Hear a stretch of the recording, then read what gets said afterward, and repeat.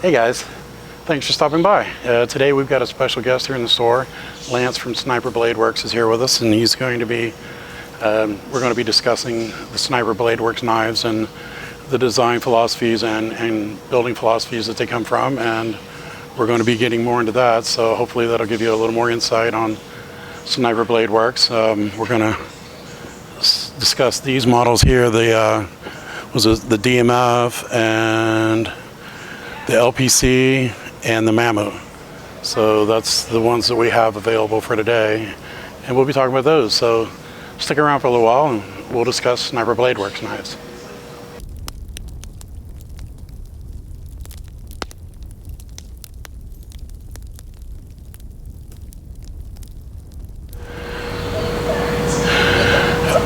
Okay, here we are. We're with Lance from Sniper Blade Works. Welcome to the store, Lance. Thanks for having us down. I've had a good time today. Good. We're glad you came in. We want to talk about these two, the DMF, the Mammo, and the LPC.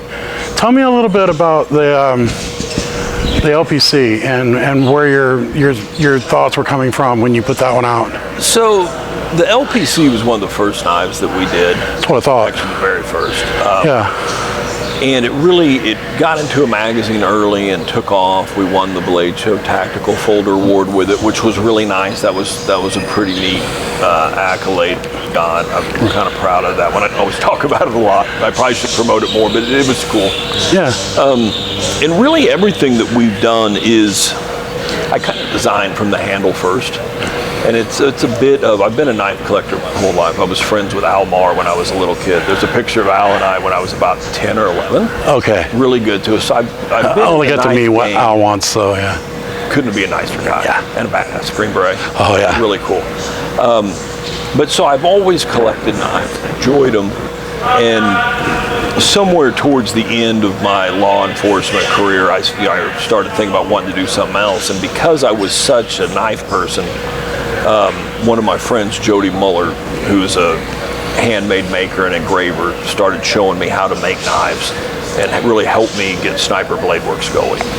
And so this was something that I had worked on and he helped me with prior to that, and I really liked it, so we started making them, and the first ones are really, really nice, like Mammoth, Ivory, Damascus. I remember the early days, yeah. So we started making them in more standard materials to try and bring the price down, and that's kind of where that came from. So. Yeah, I like that. I can see the kinship between the Mammo and the LPC, yeah.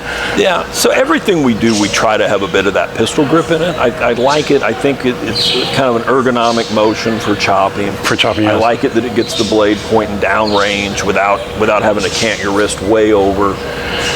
Everything generally has this hump in it somewhere.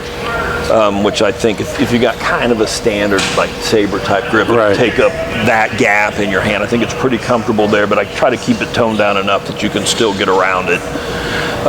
So really we've always kind of started from the handles and worked out. Yeah. I can see that you could definitely were focused on your ergonomics, and I know why I like a down canted blade, but it's going to be a little bit different dynamic, because on fixed blades I like it because of the mechanical advantage when you're cutting like bamboo and stuff. But obviously bamboo wasn't necessarily your first thought on this, so. Not necessarily. I mean, I know that, I've talked to people and they'll tell me that. I also just like the way it looks. And I feel like if we want to pierce something, or in that chop, that shape it feels like you're going to have more mechanical advantage. It feels like it's just a little more ergonomic, and that's kind of why we do it, and I've just sort of stuck with it. Yeah, because, the human body, the wrist doesn't actually go out straight, so if you want straight out, you kind of have to have either a cant or a recurve or something to it, So that's kind of, and it's not as prominent on this, but it's still there, but because the handle drops off so much, or the drop there, you still get it, and there's a little bit of the hump there as well. So do you, as your progressions go, do you find yourself liking your newer designs better than the original, or are you just different? It kind of depends on, you get in a mood. Like right now I'm on a huge, we were talking earlier about drop point hunters. Right. Just can't get enough of them. Well, Bob Lovelace made him famous, and everybody and their brother has copied Bob's work. So Right. So, and we're trying to do our own version of that. But I still want it to look like a sniper knife. And I generally don't like to just straight out copy things. Right? You don't see Tom T. Hall covering other people's songs. Right. So we want to do our own spin on it. But I like that. But I still like coming back to the ones, especially if I've stepped away for a little while, taking a break. Well, to be honest, I mean, it surprised me when you said you were wanting to do a drop point, because if anything that Bob had done that I thought would influence you would have probably been the shoot knife. Right. Handle looks the same though. The handle's very, very similar. Right, but it's just the intent. The intent's a little different. Right. I mean, and I'll be honest, I mean, we don't generally make anything to be a weapon. I mean, it should be a tool first and foremost. Right. I've talked to a lot of like the special ops people that carry our stuff. None of them has ever. And they've dealt with a lot of combat. They've never stabbed anybody. Well, they don't want to. I mean, if the situation had deteriorated to the point where you're in a knife fight, you've done something wrong. You have to stab somebody. Things have gone horribly pear-shaped. Yes. So, it should be a tool first and foremost. And then if it has any self-defense applications or attributes, that's great. I think that's why all my survival knives are more tools before they are weapons. I mean, I'm drawn to, the weapon side of things just because it's a mystique side of knives. So I've got Randalls and I've got Blackjacks and I've got, some of the Israeli-made combat stuff, and it's pretty cool. I mean, there's something about a but I never carry them. Yeah, I just sit there and look at them. Oh, the red. Brings a smile to your face. I've got a Blackjack #1, so I can carry it and use it without feeling like I'm. Right. It's almost the same knife. I mean, it's very, very. You can see the influence. But yeah, I feel like if the tool aspect of it's important. Yeah. I mean, because you're more likely to carry. Just like if they're more comfortable, you're more likely to carry them. So that's kind of what we should. Well, you see, my main take before I met you on what is it, the MDF, is that what it is? The bigger one? DMF. You see, the DMF, there's an acronym that goes with that I could use, but right. It makes it sound more like a fighting knife. It's like deadly. Right. But it actually stands for Dear Mr. Fantasy. Oh, okay. We name all of our songs or all of our knives after Grateful Dead songs generally. All right, good to know. That's something I did not know. I did not want to have to come up with a bunch of weird names. I did not. God forbid, if you ever actually had to use your knife and went to court, you don't want to go to court with a knife that's called the executioner. Oh no, because they're gonna nail you with intent right there. I'm a big Dead fan, especially all the country, so we just named the bulk of them after, unless it art like a Dashie is already a Dashie. Right. Yeah. Well, I know what carry Dashie and Smash it. Those are all established. Anything new that we come out with, it gets a Grateful Dead name. It's just easy and fun. I'm looking forward to this Drop Point Hunter when you get it dialed in. I'll show you some pics here of what we've worked on so far. Cool. So what's your favorite blade steel to work with? I mean, I like 1095 a lot. It's hard to beat. I can hamon it if I want to. It's pretty easy to heat treat. Our heat treat method, and I'm not any kind of heat treating guru. I mean, it's just been taught to me. Jody and Michael Birch and a couple other people have helped us. But we get really, really good results. And it's just, I don't have to make foil pouches and jack any of that. And it takes an edge good. It's durable. It has some flex to it. People know what it is. It's a familiar name. You don't get into one of those weird steel battles where people start losing their... No, and if you look at it, I mean, you go around the world, you start looking at Swedish-made knives and German-made knives. When you start looking at their high carbon steel, when you break it down, it's comparable to 1095. Yeah. And that's what they'll tell you. Well, it's a lot like 1095. And now steel's a little hard to find these days, but things are getting a little crazy. It's generally pretty easy to find. It's not horrifically expensive. I just like it. Well, that's the cool thing about it being around for a while. It's one of the reasons why I like 154 CM. It's this 110V, that's 20 CV, and all these other steels. 154 CM keeps dropping in price. And it was actually a pretty good stainless steel to start with, so all the other changes have been microscopic. So to me, one of my favorite things about the new steels is the old good steels become more affordable because nobody's using them. Yeah, and I think unless you were a butcher or you just broke down boxes all day, I mean, most people aren't going to know the difference or care. No. The cats that resharpen maybe a lot, but I'm not a big steel snob. As long as it's good, it's standard, it can be heat treated, I'm good with it. Yeah, and it's like 1095. It's hard to beat. There's millions of 1095 knives around the world. I mean, old hickory butcher knives are on K-bars. I mean, Ontario Pilot knives. I mean, they're all And in 1095. fact, you can put a Hamon on it if you want to, which is that's just so cool. I mean, it's a pain in the ass. I rethink it every time I'm sitting there hand sanding for hours on one. So do you work with like W2 sometimes, since you like the I've got Hamons? some W2. When you can get it, and I feel like I've seen that more. Once upon a time, it was only like in rounds. Right? Yeah. It's hard to find it Flat, yeah. rolled out. So if I can find W2, I'll definitely take that. It does a really nice Hamon. So I figured as soon as you said you like Hamons, I was like, okay, I know some of the I feel seals the same way about carbon fiber too. Like, I'm really glad I did it once it's done, but while I'm working with it, I second guess it. I'm like, this is a lot of work. Carbon fiber is It's like black chalk. It's yeah, nasty. and the respirator, make sure you It does. that you're look good breathing. when you're done. Yeah, it will eat you. I've got so many friends in the knife industry that were making knives, 40, 50 years ago, before they knew what was happening. They breathed so much bone dust and stuff over the years that the doctor said, all right, if you don't quit this, you're not gonna live long enough to retire. You're going to have to do something differently. Right. So we've learned a lot about the craft over the years. Well, yeah, very, very cool. I was just curious about a lot of things. I knew that with the Mamu, with the saber grip, I knew I could see kind of where that was going. I wasn't sure with the folders if it was. Yeah, I mean, I feel like you can grab that to get the saber grip in any of them, but I try to make sure that all the edges are broken up and rounded, that if you want to get a different grip on it, they all have that toil area, so we can choke up on them if we want to too. Yeah, I noticed that. A weird, this was not in the design idea, but we've talked to a handful of people that cut all day, that break down boxes, that actually use a knife and all day long, and they said that at the end of the day they have less hand fatigue now after using because the blade's already pointing down when you're holding it. I think it's that mechanical advantage, and two, maybe that I can switch from this grip to this grip, and I can just get a little different purchase on the knife. Get your blood flowing a little differently in your hand. But I thought that was really cool. Good. Yeah, I can see that. I can see the utilitarian aspect. So that's why I wanted to know. I've for years I wrote for Tactical Knives Magazine, and I never would write an article without interviewing the maker, because what I think it's made for and what they designed it for aren't always the same thing.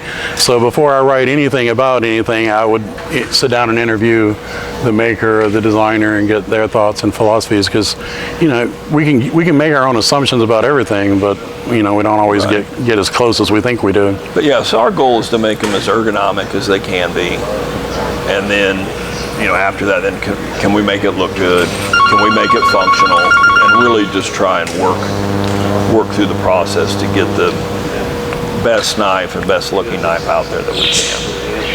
You're doing a good job so far. I like the brass inlay on those. That's a really sweet touch. Those turned out nice in the center, the pivot collar. Oh yeah. We also had them make. This is the nice thing about the production side. Is in some ways the production knives are nicer than the customs, or they have more features than the customs do. Like, I didn't use bearings very often, so these all run on bearings now. We've got the locking device in there, so it's locking up steel on steel as opposed to steel on titanium. I noticed that. There's a little tab in there too that keeps you from overthrowing it when you're opening it to take the spring out. Yeah, because adrenaline, you can do some crazy things. Yeah, so the tolerances are tight, but we had them do a custom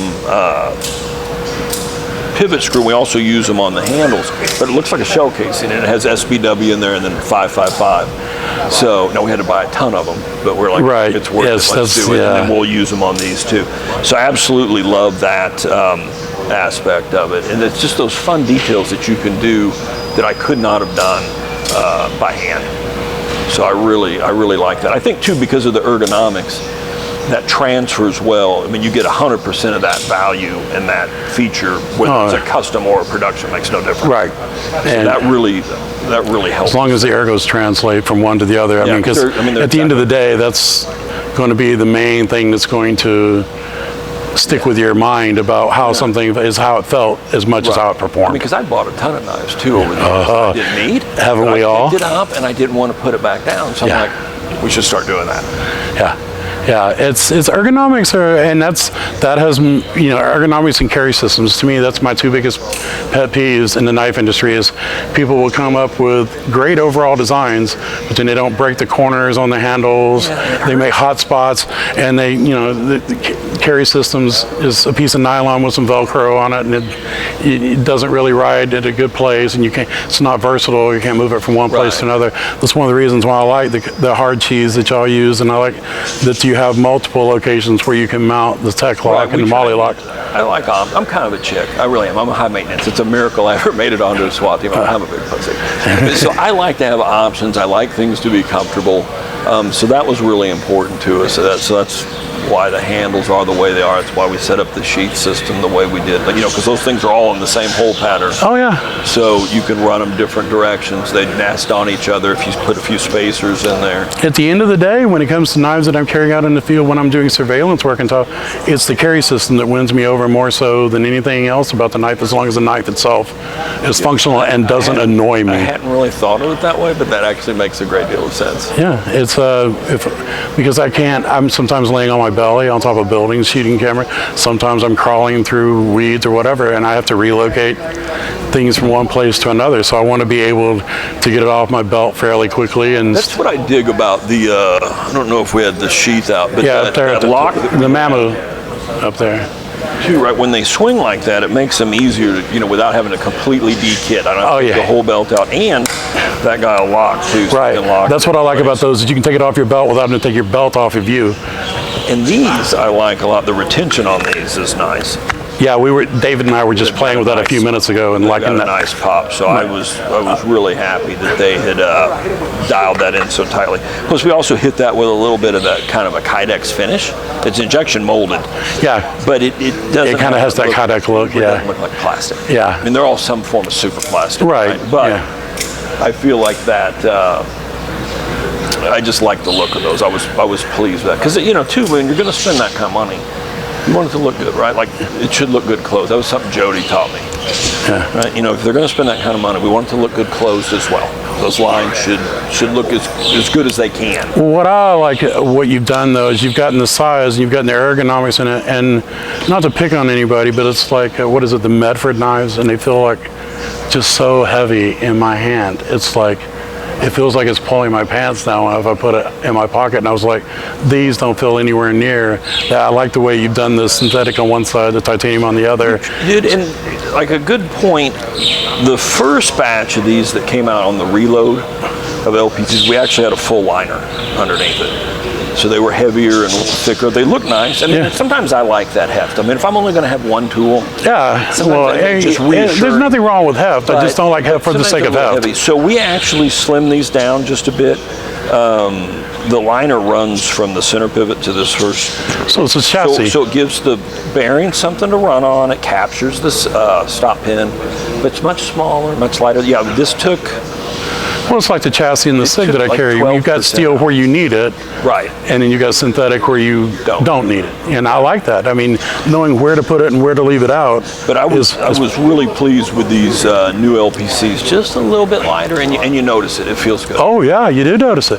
And when if you really want to know, I mean, I'm not going to name names, but there's knives that I've carried like 8 hours just to see what it was like to carry it, and go, nope.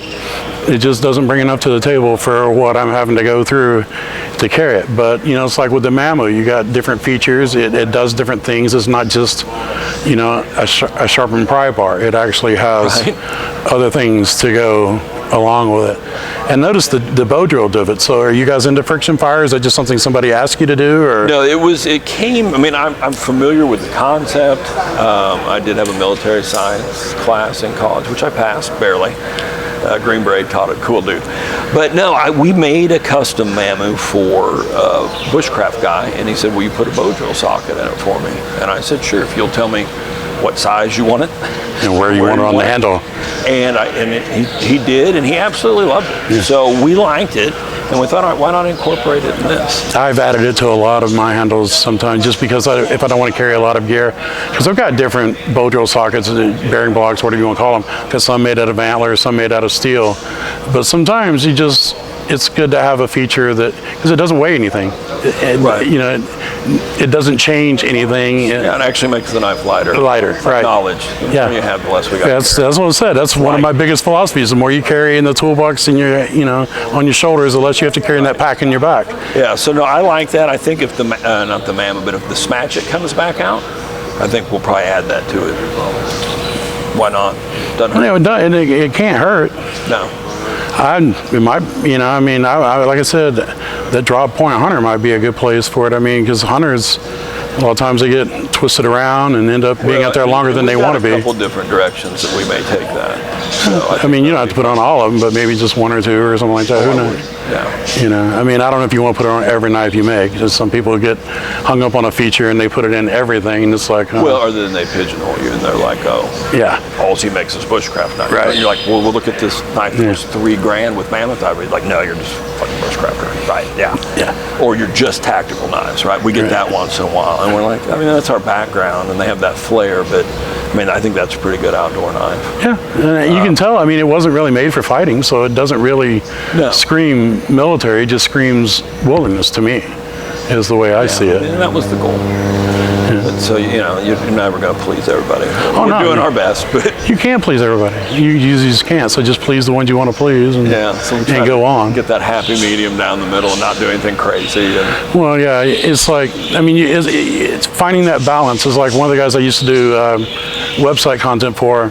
He wouldn't make a knife that he wouldn't carry, and I'm like, all right, Andy. Okay, if all you ever make is knives you like, then you're limiting your market to people who think just like you. And I was how many of you are there? Talking to Cameron about that. It's something, I think you try to remember too, is I'm not making every knife for me. I mean, there's some core things that I believe in that I want to have incorporated. Exactly. But not every knife is for me. Sometimes there's some colors that might not be my first choice, or a shape, or a few things. But there's other people out there, different strokes for different folks. If you do a little more research too, and it makes sense. Yeah, then you should probably be doing it. Yeah. Well, it's like, blue's not my favorite color. But in the woods, there's almost no blue in the natural world. So if you have a blue-handled knife and you drop it, to me, there's times when like the maple forest that I hang out in, there's times when I could drop an orange knife and spend the next 10 minutes looking for it. Right. Where if it's blue, it'd be like, oh, it's right there. Right. Or the red. Yeah. Because you just don't see that much of it on the ground. But here being a temperate deciduous rainforest, during the autumn, I mean, we got reds, yellows, golds, whatever. Oh, yeah, we were through here a couple of weeks ago. Gorgeous. Oh yeah, took my daughter on the river tour the other day down the gorge. All the colors, it's beautiful. That blue's something to think about. Because I mean, even having been a cop, you'd think that we'd dig on blue more. Well, to me, I think blue is more sheeple friendly than the high-vis orange. And I think it stands out more in nature, so it's just one more option for a high-vis option. Yeah. And it's like, pink is too. I'm just not going to carry a pink knife because it clashes with the rest of everything else I own. So everybody's like, you carrying your daughter's knife today? It's like, because I did buy her a pink one. Right. Yeah. And it's like a pink one with purple, or it's a purple knife with pink handle scales. That way if her boyfriend, I don't think he'll run off with her knife. We used to do the same thing with the handcuffs. They're less likely to steal yours if they're pink. Yeah. And they stand out. Yeah, that's what I noticed in 30 years in the construction industry. You use a lighter to light the torches or whatever. And if I handed somebody a black lighter or a green lighter, it'd disappear into the crew, and I'd be like, all right, which one of you's got my lighter? If I handed them a pink lighter, they handed it right back. I mean, they didn't walk away with it. They didn't want to be seen with it. I'm like, okay, if you want to attach your masculinity to the color of an inanimate object, I guess that's up to you. But apparently we'll be making a lot of pink and blue knives now. Hey, they stand out. I used to dress my daughter when I was taking her to work with me when she was like 3 and 4. I'd either have her in bright blue or bright pink, because in the autumn I could see her 200 or 300 yards away, a little colorful dot running through the woods. I didn't take her out in the summer until she got a little older, when I had to worry about spiders and snakes. But dead of the winter, as long as I could see her, I'd tell her go wander, go play. All right, Lance, I appreciate everything. We probably held you up long enough. No, dude, I appreciate you having us down. I love the facility. All the people were super nice. It was a real fun experience. We'll have to do it again. Definitely come on down, and especially when you get more into this. Yeah, there's new stuff coming. So looking forward to that. Thank you. Thank you.